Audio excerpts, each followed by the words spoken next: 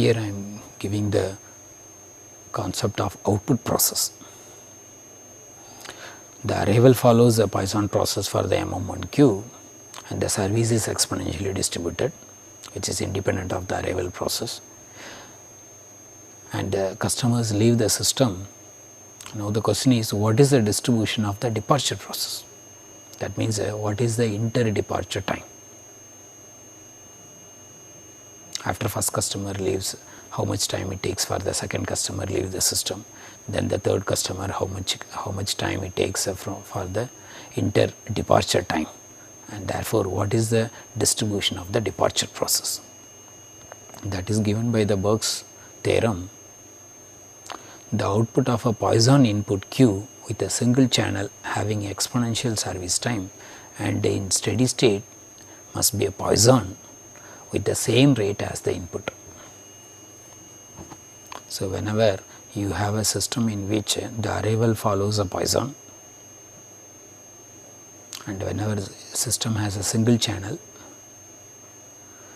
and the service time is exponentially distributed, in a longer run the departure process is also going to be a Poisson process, and the rate will be the same rate as the arrival process. So, this can be proved,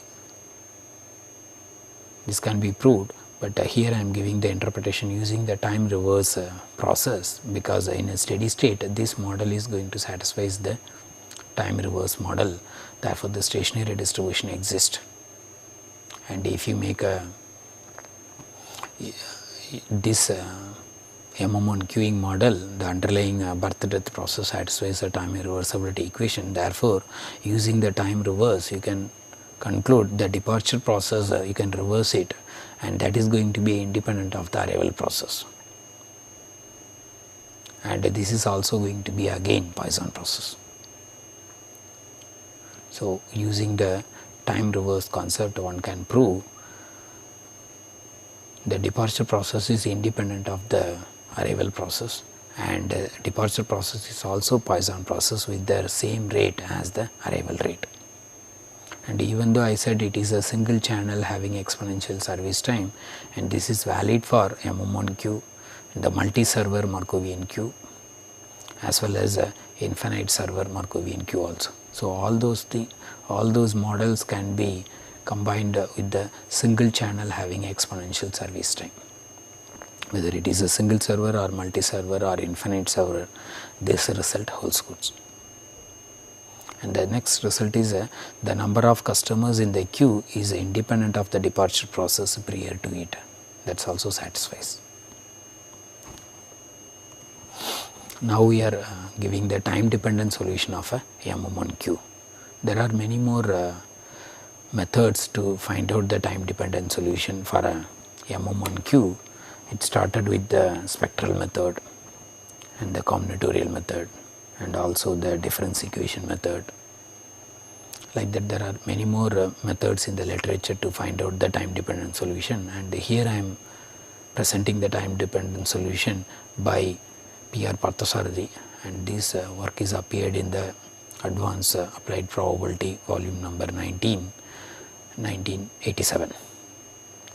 So, in this paper he has considered the system of differential equation, that is nothing but the forward Kolmogorov equation, and making a simple function Qn of t, that is a difference of pi n's with the multiplication e power lambda plus mu of t. So, once you use this definition, once you convert this system of difference equation with the Qn of t by making a proper generating function, that is of the form n is equal to minus infinity to infinity Qn of t times s power n. Therefore, this is sort of a generating function in terms of Qn of t, where Qn of t is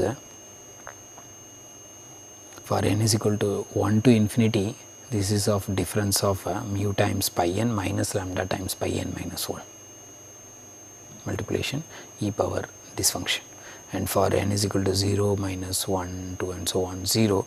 Therefore, you have a generating function. So, you can convert the whole differential equation in terms of pi n into the one partial differential equation.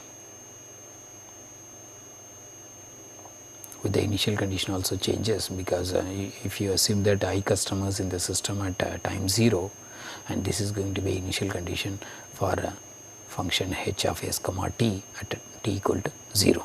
So, now the question is, you have to solve this equation with this initial condition, this PDE using this initial condition.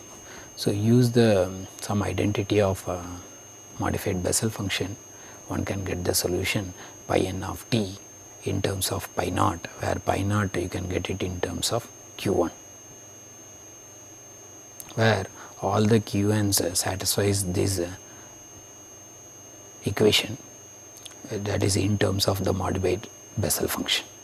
So, one can see the complete solution in this paper, but here I am giving the very simple approach of getting the time dependent solution for the M1Q by changing this system of differential equation into one PDE with the initial condition and solve that PDE and obtaining the pi n's and pi naught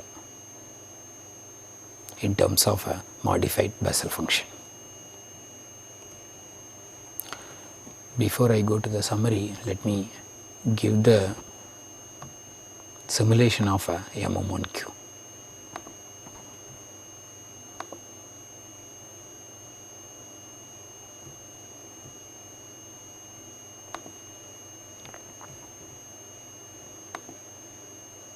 So, this is a queuing network modeling lab. So, from in this queuing network modeling lab, one can simulate the queuing network models. So, for in this I am going to explain how to simulate the M1Q, and the first experiment that is nothing but live simulation of a M1Q single server, as well as you can simulate a multi-server queue model, and you can go for the infinite server model also. So, here I am simulating the M1 queuing model. So, to simulate the M1 queuing model, you need the information about the inter-arrival time, that is exponential distribution. You need a parameter lambda, the value of lambda, as well as you need a value of mu, that mu is nothing but the service rate. So, suppose you supply the arrival rate, suppose the arrival rate is 2 and the departure rate is 5, and the number of servers is it's a M1Q, therefore, it is already 1 is placed, it's the number of servers. So, you can start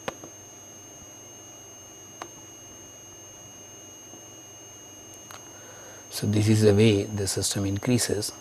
So, this is the actual simulation, goes with the this is a time x axis and y is the number of customers in the system, and here the information is how many customers entered till this time, that is 15 customers entered and nobody is blocked because it is a M1 queuing system, therefore, all the customers who are entering it will be queued, and how many customers are served during this time, and the number of customers in the orbit, this is nothing to do with the M1 queue, this is for the retrial queues, and now how many customers are in the system at this time.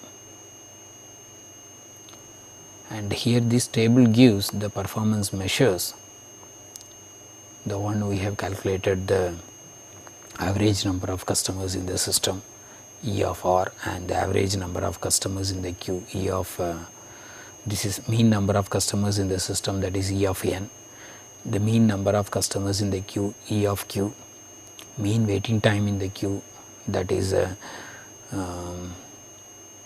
mean waiting time, that is EW, mean sojourn time in the system, sojourn time, spending time or response time, all are the same.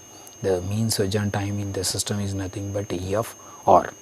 So, this is nothing but the E of R, this is nothing but E of W, this is nothing but E of Q, and this is nothing but the E of N. And the utilization is nothing but what is the probability that the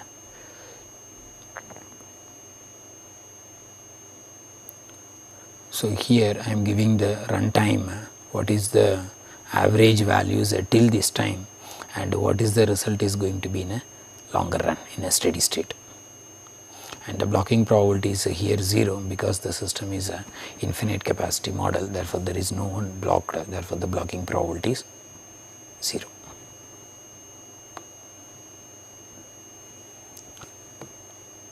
So this is the way we can reset, and you can give some other values and you can